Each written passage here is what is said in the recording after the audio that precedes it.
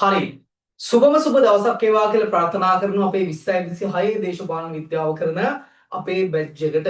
ඉතින් අද මේ වීඩියෝ එක අරගෙන ආවේ 2026 දේශපාලන විද්‍යාව කරන ළමයින්ට සුවිශේෂී පණිවිඩයකුත් එක්ක නැත්නම් සතුටුදායක පණිවිඩයකුත් එක්ක.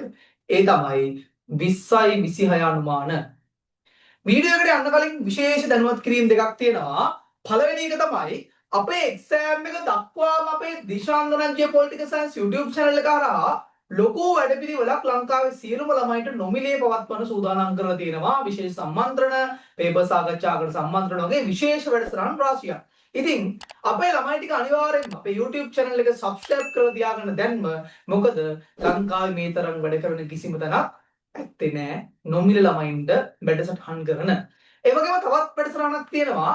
ඒ තමයි අපේ දේශපාලන විද්‍යාව පන්තියෙන් ජූලි 15 ඉඳලා විභාගයේ දක්වාම විශේෂ වැඩසටහනක් සූදානම් කරලා තියෙනවා. දින 30න් එකක් කියලා සුවිශේෂී වැඩසටහනක් දේශපාලන විද්‍යාව කරන ළමයින්ට.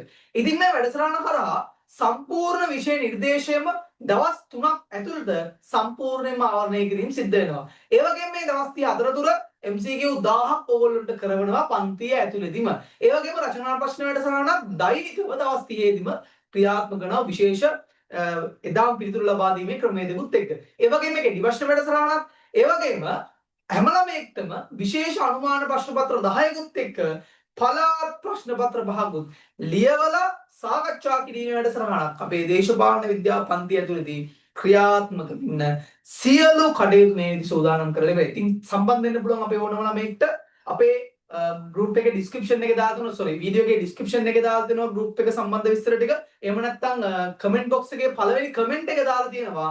ඒ විශේෂ විස්තර ටික අපේ ගෲප් එකට ජොයින් වෙන්න. ජොයින් වෙලා ජූලි 15ට කලින් ලියාපදිංචිලා සීල් කටයුතු හදාගන්න.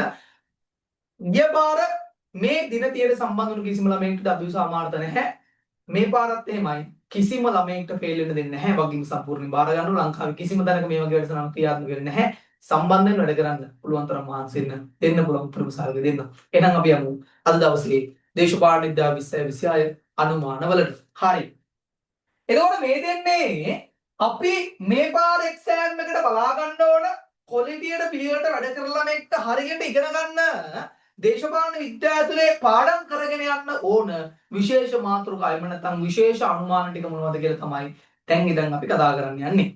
ඉස්සෙල්ලම බලමු අපි පළවෙනි පාඩමෙන් මොනවද බලා ගන්න ඕන විශේෂ මාතෘකාවන් සෙට් එක කියලා. එතකොට ඉස්සෙල්ලම ගන්න පුළුවන් ළමයි පළවෙනි පාඩම හරහා දේශපාලනය කියන මාතෘකාව. එහෙම නැත්නම් දේශපාලන විද්‍යාව කියන මාතෘකාව සහ අධ්‍යයන ප්‍රවේශ මෙන්න මේ මාතෘකාවන් සෙට් එක පළවෙනි පාඩමෙන් පුතේ ඉතාමත් වැදගත් වෙනවා. මොකද කලින් කිසිම පාරකදී ලේසියෙන් මෙන්න මේ ප්‍රශ්න වලින් මේ මාතෘකාව වලින් අහලා නැහැ. පළවෙනි ප්‍රශ්නෙකට ගොඩ කාලෙකින් ගියා උන්ට ඇහුවෙන්නේ නැහැ. එතකොට මේ පාර අපිට අනුමානයක් විදිහට හිතා ගන්න පුළුවන් මේ දේශපාලන විද්‍යාව මේ දෙක අතර සම්බන්ධය සහ අධ්‍යයන ප්‍රවේශ කියන මේ මාතෘකාවන් සෙට් එකෙන් සම්භාවිතාවයක් තියෙන මේ පාර එක්සෑම් එකට ඔයගොල්ලෝගෙන් අනිවාර්යෙන්ම අහන්න පුළුවන් බොහෝ දුරට. හරිද? ඊළඟට දෙවැනි පාඩමෙන් අපි ගත්තොත් පුතේ ගිය පාර ඔයගොල්ලන්ට මතක ඇති. ඊට පස්සේ ගිය පාර ප්‍රධාන මාතෘකා ආයතන, ඊට පස්සේ මතවාද, දර්ශනීය ආයතන මතවාද වගේ අර ප්‍රධාන මාතෘකාවන් හතරක් සම්බන්ධව දෙවැනි පාඩමෙන් ඔයගොල්ලන්ට අහලා තිබ්බා. එතකොට මේ පාර දෙවැනි පාඩමේදී අපිට විශේෂ මාතෘකාවන් දෙකක් නම් කරනවා අනුමාන විදියට. ඒ තමයි දේශපාලන පක්ෂ. දේශපාලන පක්ෂ. ඒ වගේම බලපෑම් කණ්ඩායම්. මොකද වර්තමාන කාල වකවානුව තුළ බලපෑම් කණ්ඩායම් සහ දේශපාලන පක්ෂ ලංකාවේ ලොකු කාර්යභාරයක් කරනවා. එතකොට මේ මාතෘකා දෙක අපිට අනුමාන විදිහට දෙන්න පුළුවන් ලංකාවේ දේශපාලන පක්ෂවල කාර්යභාරය නම් කරන්න වගේ දෙයකට විශේෂයෙන් රචනා ප්‍රශ්නයක් මේ දෙකනොත් අපිට ඇසීමේ සම්භාවිතාවයක් තියෙනවා. හරිද? තුන්වෙනිට ගත්තොත් පුතේ රාජ්‍ය පාඩමෙන්. රාජ්‍ය පාඩම කියලා කියන්නේ සිලබස් එක ඇතුළත ගොඩාක් දිග සහ ගොඩාක් වැදගත් වෙන පාඩමක්. හරිද? එතකොට මේ රාජ්‍ය පාඩමෙන් පුතේ විශේෂ සම්භාවිතාවයක් තියෙනවා මේ පාර එක්සෑම් එකට ඇසීමේ. ඒ තමයි අපිට ගන්න පුළුවන් ඉස්සෙල්ලම රාජ්‍ය මාදිලි. රාජ්‍ය මාදිලියට දෙදිනවනේ ලිබරල් රාජ්‍ය මාධ්‍ය, සමාජවාදී රාජ්‍ය මාධ්‍ය, ඊට පස්සේ ෆැසිස්ට් රාජ්‍ය මාධ්‍ය වගේ රාජ්‍ය මාධ්‍ය සෙට් එක තියෙන එක පොඩ්ඩක් ඇසීමේ සම්භාවිතාවක් තියෙනවා. මේ පාර ඒ වගේම අපිට ගන්න පුළුවන් රාජ්‍ය හා පුරවැසියා, ඊට පස්සේ රාජ්‍ය හා ස්වාධිපත්‍ය බලය, ඒ වගේම අපිට ගන්න පුළුවන් තවත් මාතෘකාවක් තියෙනවා පුතේ, සමාජ සම්මුති වාදය. මේ මාතෘකාවත් ටිකක් වැදගත් වෙනවා මේ පාර. එතකොට මේ ටිකක් ක්වොලිටියට අපි බලාගමු. මේ පාර එක්සෑම් එකේදී ටිකක් වැදගත් වෙන්න පුළුවන් මාතෘකාවක් තමයි මෙන්න මේ ටික. ඊළඟට 4 වෙනියට දාන්න පුළුවන් ප්‍රධාන කැටගරිය තමයි පුතේ මෙන්න මේක. ඒ තමයි ආණ්ඩු ක්‍රම ආකෘතිය. ඔයගොල්ලන්ට මතක ඇති ගිය පාර එක්සෑම් එකේදී අහුවා ආණ්ඩු ක්‍රම ආකෘති පාඩමෙන්ම කැබිනට් ජනාධිපති වගේ කොටස් වලින් ඇහුවා. මේ පාර අපිට ඒකේ අනිත් පැත්ත අහන්න පුළුවන් පුතේ. මොනවද? ඒකීය සහ සංධීය. ඒකීය සහ සංධීය කියන අර සංධී සහ සංධීය කියන ලොකුවට විස්තර කිරීමක් නැහැ. නමුත් ඒකීය සහ සංධීය කියන මේ මාතෘකා දෙකේ ලොකු විස්තරයක් තියෙනවා. සංධීය වගේ ගත්තොත් සංධීය ආණ්ඩු ක්‍රමයන් නිර්මාණය වෙන්න බලපාන සාධක, සංධීය ආණ්ඩු ක්‍රමයක බෙදන්නේ කොහොමද, සංධීය ආණ්ඩු ක්‍රමයක් පවත්වාගෙන යන්න බලපාන සාධක, ඔය වගේ විශේෂ දේවල් ටිකක් තියෙනවනේ මචං. එතකොට ඕකෙත් වැඩි සම්භාවිතාවයක් තියෙනවා මේ පාර රචනා ප්‍රශ්නයකට අහන්න. එතකොට මේකෙදි අර ප්‍රධාන කොටස් ටික වෙන ඒකීය සහ සංධීය කියන දෙක පොඩ්ඩක් වැඩිපුර බලා ගන්න මේ පාර එක්සෑම් එකට මේ ආණ්ඩු ක්‍රම ආකෘති පාඩම යටතේ. හරි. අපි තව යමු ඉස්සරහට යමු වැඩිත් එක්ක. ඊළඟට උදේ අපිට ගන්න පුළුවන් දේශපාලන මතවාද කියන එක යටතේ, දේශපාලන මතවාද කියන කොටස යටතේ පුතේ මතවාදවල ගොඩාක් තැන්වලදී අහලා නැහැ අපිට මතවාදවල. ගිය පාරත් මතවාද වලින් ලොකුවට මහා ලොකු විස්තර කිරීමක් එක මතවාද පාඩම මේ අහලා නැහැ. අර ඉතින් කලින් පාරත් එහෙමයි. එතකොට මේ පාර අපිට ටිකක් අර බලාපොරොත්තු සහගතව ඉස්සරහට යන්න පුළුවන් නම් මෙන්න මේ දෙක. ලිබරල් සහ සමාජවාදී දේශපාලන මතවාද. හරිද? ඒ වගේම සමූහාණ්ඩුවාදයේ තියෙනවනේ බං. ඒ වගේම ස්ත්‍රීවාදයේ. මේවත් ටිකක් වැදගත් වෙනවා. මේ දෙක මේ හතර අතර මෙන්න මේ දෙක ටිකක් වැඩිපුර අපි බලා ගන්න ඕන. මේ පාර එක්සෑම් එකට මොකද මේ දෙකෙන් කාලෙකින් අපෙන් ප්‍රශ්නයක් අහලා නැහැ. මේ දෙක අතර සම්බන්ධය හෝ වේවා වෙනස හෝ වේවා. ඊට පස්සේ මේ දෙක අතර වෙනස හෝ වේවා. ඒකට ඒක අපිට අහන්න පුළුවන් අනිවාර්යෙන් පොඩ්ඩක්. ඒක නිසා ඒක බලාගෙන යමු. අපි මේ පාර එක්සෑම් එකේ වැඩ කරද්දී එක්සෑම් එකට යද්දී. හරිද? ඊට පස්සේ අපිට ආණ්ඩු ක්‍රම ආකෘති වලින් පස්සේ වෙන දෙයක් තමයි යටත් විජිත පරිවර්තන බා. යටත් විජිත පරිවර්තන ඔයගොල්ලන්ට මතක ඇති ගිය පාර එක්සෑම් එකේදී 1933 චුට්ටක් ඇහුවා. හරිද? මේ පාර එක්සෑම් එකේදී අපි ගිය පාර එක්සෑම් එකේදී විධායක කාරක සභා ක්‍රමය සම්බන්ධව ටිකක් අහලා තිබුණා. හරිද? එතකොට මේ පාර එක්සෑම් එකේදී පොඩ්ඩක් අනුමාන ගෙස් කරන්න පුළුවන් මාතෘකාවක් තමයි සර්ව ජන ඡන්ද බලය. මේක ටිකක් වැදගත් මාතෘකාවක් සහ ක්වොලිටි මාතෘකාවක්. මේක අපි හරියට බලාගත්තොත් මේකෙන් අනිවාර්යෙන් රචනා ප්‍රශ්නයක් ඇසීමේ සම්භාවිතාවක් තියෙන සර්වජන ඡන්ද බලයෙන්. අර වැදගත් සහ වටිනා මාතෘකාවක් මේක. ඒ වගේම අපිට ගන්න පුළුවන් සර්වජන ඡන්ද බලය වගේම 833 යෝජනා ටික වගේ අපිට ටිකක් බලාගමු. නමුත් මේකෙන් ඇවිල්ලා තිබුණා ගිය පාර. නමුත් මේකෙන් ඇවිල්ලා තිබ්බේ නැහැ. ඒ නිසා මේක පොඩ්ඩක් බලාගමු. ටිකක් වැදගත් මාතෘකාවක් බවට මේකේ යම් විදියකින් පත් වෙන්න පුළුවන්. ඊට පස්සේ අපිට ගන්න පුළුවන් පුතේ 47 72න් අහන්නේ මොන වගේ මාතෘකාවක්ද? 1947 72 මේ අර වෙස්ට්මිනිස්ටර් ආණ්ඩු ක්‍රමාකෘතිය කියලා කියන්නේ මේව අතර තියෙන තවත් වැදගත් කොටසක් සහ මාතෘකාවක් සහිත පාඩමක්. හරිද? 72 47න් අනිවාර්යෙන් ටිකක් මේ මාතෘකාව ටිකක් බලාගමු.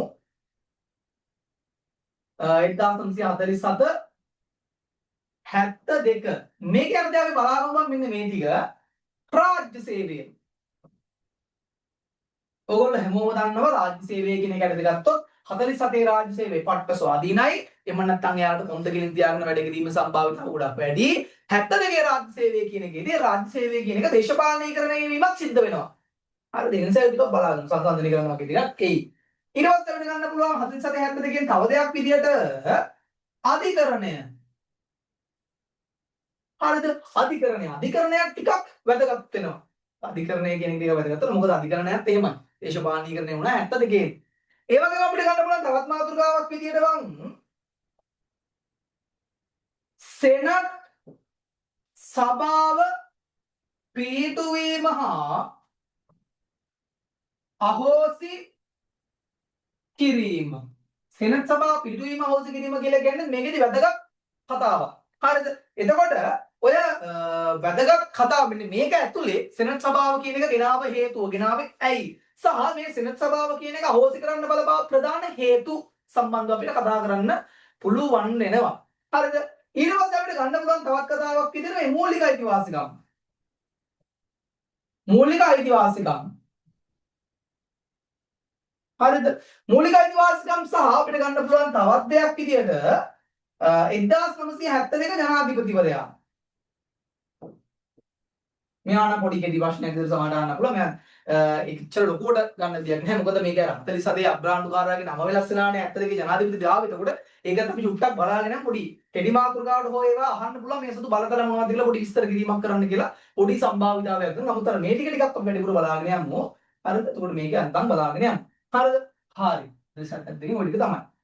ඊට පස්සේ පුතේ අපිට ගන්න පුළුවන් ඊළඟ මාතෘකාව සෙට් එක විදියට 1978න් මොනවද? 1978 කියලා කියන්නේ ටිකක් බරපන්තියේ මාතෘකාවක් සහ ගොඩාක් තැන්වලදී ප්‍රශ්න අහන මාතෘකාවක් තමයි 1978 කියලා කියන්නේ.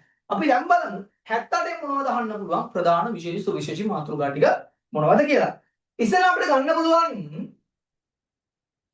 1978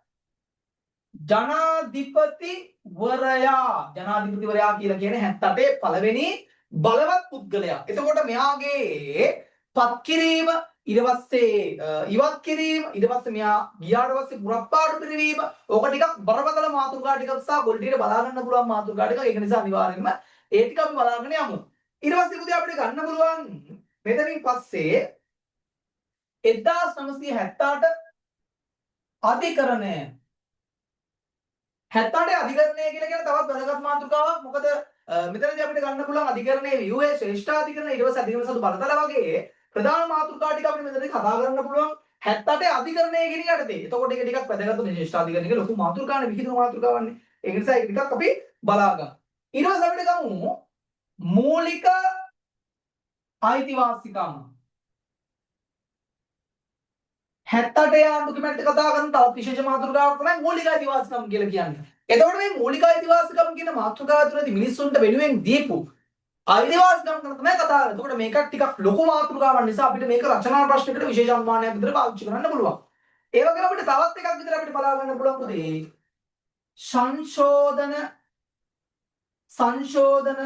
සංශෝධනයට ඊට පස්සේ අපිට ගන්න පුළුවන් 13 17 18 19 20 21 ඔය සංශෝධන ටික ලේසි. මේ ඉබ්‍රාල් මම YouTube එකේ සංශෝධන ටිකක් කරා. ඒවත් බලන්න. සංශෝධන ටික දාලා තියෙන්නේ. එතකොට ඒක ටිකක් බලාගෙන අපි යමු. හරිද? ඊට පස්සේ අපිට ගන්න පුළුවන් පුතේ රටවල් පාඩම යටතේ අපිට ගන්න පුළුවන් ඇමරිකානු සහ ශිෂ්ටලන්ත මේ දෙක ටිකක් අපි බලාගෙන මොකද අර වැඩි රටවල් වලින් අහලා තිබ්බේ නැහැ කලින්. ඒක නිසා පොඩ්ඩක් ඇමරිකානු ශිෂ්ටලන්ත මේ දෙක ටිකක් බලාගෙන යමු අපි. හරිද? ශිෂ්ටලන්ත කෙසේද ඇමරිකානු ටිකක් බලාගෙන මේ ටිකක් වැදගත් තියෙවිද පාඩම කරගෙන යන්න නිසා මේක ඇතුළේදී ඉස්සරහට යද්දී. හරිද? ඊළඟට අපිට ගන්න පුළුවන් පුතේ තවත් විශේෂ පාඩම් දෙකක් තියෙනවා. මේ දවස්වල ලංකාවේ සහ ලෝකේ වැදගත්ම සහ විශේෂ මාතෘකාවක් තමයි මේ ජාත්‍යන්තර දේශපාලනේ. ලෝක දේශපාලනය ඇසිරෙන්නේ කොහොමද? ලෝක දේශපාලනේ මරාගන්නේ කොහොමද? ලෝක දේශපාලනේ සාමය පිහිටුවන්නේ කොහොමද? එතකොට මේ මාතෘකාව ගැන කතා කරද්දී අපිට ඕකත් එක්ක සම්බන්ධ වෙච්ච තවත් වැදගත් පාඩම් දෙකක් තියෙනවා. ඒ තමයි ලංකාව සහ ලෝකය සහ ජාත්‍යන්තර දේශපාලනය. ලංකාව සහ ලෝකයේ පාඩම ජාත්‍යන්තර දේශපාලනයේ පාඩම. මේ පාඩම් දෙක ටිකක් අපි බලාගමු. මොකද මේ පාඩම් දෙකෙන් වර්තමාන ලෝකයේත් එක්ක සම්බන්ධ කරලා ලෝක යුද්ධ ප්‍රශ්න ඔය වගේ දේවල් එක සම්බන්ධ කරලා අනිවාර්යයෙන් මොනවාම හරි මඟුලක් එක්සත් ජාතීන්ගේ සංවිධානය ඇති මේක ඊට පස්සේ බහුද්‍රව්‍ය ලෝක ක්‍රමය සම්බන්ධ ඔය වගේ පොඩ්ඩක් අහන්න පුළුවන් මේ දෙකෙන්. මොකද වර්තමාන සමාජයත් එක්ක මේක සම්බන්ධ නිසා. ඒ නිසා මේකත් අපි විශේෂ අනුමාන විදිහට මතක තියාගමු සහ බලාගමු. හරිද? එතකොට ඊළඟට අපි කතා කරන්නේ තවත් අර කෙටි ලකුණු 10 පොඩි මාතෘකා ටිකක් සම්බන්ධ කරලා අපි ඊළඟට කතා කරන්න යන්නේ. ඉස්සෙල්ලා අපිට ගන්න පුළුවන් කෙටි මාතෘකා.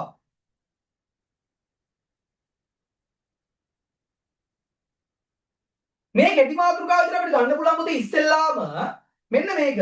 සිවිල් සමාජය. සිවිල් සමාජය. හරිද? සිවිල් සමාජය කියලා කියන්නේ දෙවෙනි පාඩමේ තියෙන තවත් වැදගත් මාතෘකාවක්. නමුත් අර මේකෙන් ලොකුවට අපිට ප්‍රශ්න ඇසීමේ සම්භාවිතාවයක් නැහැ ලොකු ප්‍රශ්නයකට. නමුත් චූටි හැඳින්වීමේ කොටසකට මෙන්න මේ සිවිල් සමාජය තුනේ ප්‍රශ්නයක් ඇසීමේ සම්භාවිතාවය ගොඩක් වැඩි. ඊට පස්සේ අපිට ගන්න පුළුවන් ගැටුම් පාඩම. ගැටුම් ජීවන චක්‍රය කියලා එකක් තියෙනවා. ගැටුම් සමතනය කිරීමේ ක්‍රියාවලිය කියලා එකක් තියෙනවා. ඊට පස්සේ ගැටුම් වර්ගීකරණය කියලා ක්‍රියාවලියක් තියෙනවා. ගැටුමක් කියන්නේ කුමක්ද? ඔය මාතෘකා හතරනේ ගොඩක් වැදගත් වෙන ගැටුම් පාඩම ඇතුළතදී. එතකොට ඒ පාඩම පොඩ්ඩක් අපි බලාගෙනම අනිවාර්යෙන් මේකෙන් ඇසීමේ සම්භාවිතාවයක් තියෙනවා. මේ කෙටි ප්‍රශ්නෙම නැත්නම් අවසාන ප්‍රශ්නෙට කෙටි ප්‍රශ්න විදිහට මේකෙන් මෙයාලගෙන් දෙකක් දීලා විස්තර කරන්න කියලා දෙන්න පුළුවන් අනිවාර්යෙන්ම. හරිද? ඊට පස්සේ අපිට ගන්න පුළුවන් ප්‍රතිපත්ති පාඩම. රාජ්‍ය ප්‍රතිපත්ති පාඩම. මේකත් ටිකක් වැදගත් වෙනවා මෙතනට. මොකද රාජ්‍ය ප්‍රතිපත්ති පාඩමේදීත් අපිට පුංචි මාතෘකා ටිකක් ගැන කතා කරන්න තියෙනවා. එතකොට ඒකෙදිත් මේක ටිකක් වැදගත් වෙවි මෙන්න මේ කොටසට. ඊට පස්සේ අපිට ගන්න පුළුවන් පුතේ යලි අධ්‍යයන ප්‍රවේශ සහ 17 18 19 කියන ආණ්ඩු ක්‍රම ව්‍යවස්ථා සංශෝධන සෙට් එකක් මෙතනදී වැදගත් වෙනවා. මෙන්න මේ කෙටි මාතෘකා කෙටි ප්‍රශ්න මාතෘකා විදියට අහන්න පුළුවන් වෙන. හරිද? හරි. ඔය විදිහට තමයි අපිට මේ පාර එක්සෑම් එකට එන්න පුළුවන් අපෙන් දෙන අනුමාන ටික සම්බන්ධව කියන්න තියෙන්නේ. මොකද ගිය පාර අනුමාන දීපු ළමයි දන්නවා අනිවාර්යෙන් ගිය පාර අනුමාන වලින් ගොඩක් 80කටත් වඩා වැඩියෙන් 90කටත් වඩා වැඩියෙන් අපේ අනුමාන සියල්ලම වගේ ආවා. මොකද රචනා ප්‍රශ්න පේපරේ සාමාන්‍යයෙන් ප්‍රශ්න 10න් ප්‍රශ්න 7ක් විතර අපි අනුමාන වලින් අනිවාර්යෙන් ඇල්පි. සමේක අනිවාර්යෙන් පුර කරලා බලා ගන්න. තවත් අනුමාන වීඩියෝ අනුමාන සම්මාන්ත්‍රණ අපි YouTube channel එක හරහා ගොඩාක් තියෙනවා. සහ එතෙක් මෙතෙක් ලංකාවේ දේශපාලන විද්‍යාව කිසිම ගුරුවරයෙක් සහ ගුරුවරයෙක් ළමයි වෙනුවෙන් නොකරපු විශේෂ වැඩසටහන් ටිකක් අපේ YouTube channel එක හරහා කරන්න සියලු කඩේ සූදානම් මේ පාර A level exam එක වෙනුවෙන් කලා විෂය හදාරන දරුවන් වෙනුවෙන්. ඉතින් අපි ඊළඟ වීඩියෝ එකත් එක්ක සම්බන්ධ වෙමු. අනිවාර්යෙන් YouTube channel එක subscribe කරලා තියාගන්න. වැඩ කරන්න මහන්සි වෙන්න. දෙන්න පුළුවන් උපරිම සහයෝගය මේ දේශපාලන විද්‍යාව පන්තියේ ඕනම ළමෙක් වෙනුවෙන් ලැබෙයි. එහෙනම් අයබෝවන් සුබ දවසක් හැමෝටම.